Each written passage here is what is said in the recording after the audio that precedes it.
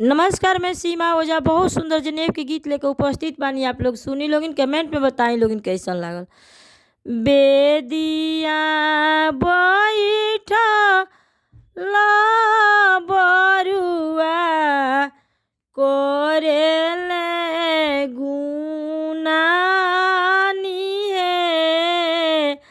कहाँ बाड़ी आपनी बुआ, पूछबिए गो बात है, कहाँ बाड़ी आपनी बुआ, पूछबिए गो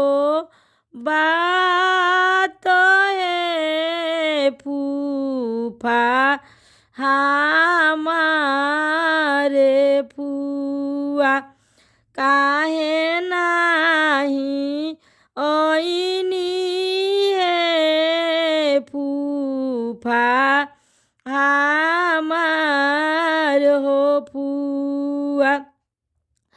के हम के ए हो फुआ, चंदन लगई है, के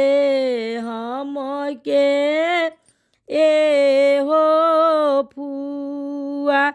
सूटावा पेन्हई है,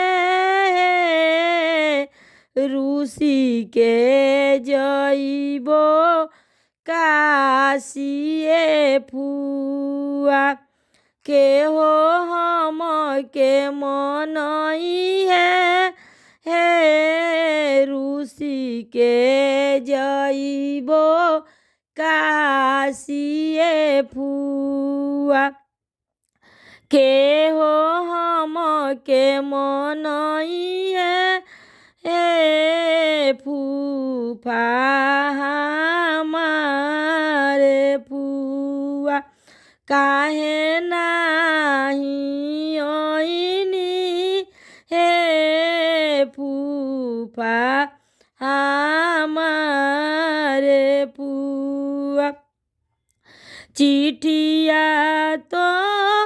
लिखनिए बाबू, कैनी टेलीग्राम है, टेलीफोन कारा के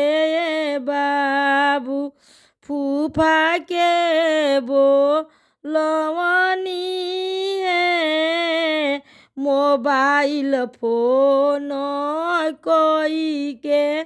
ए बाबू, फूफा के बोलवनी है, टेलीफोन कराई के बाबू।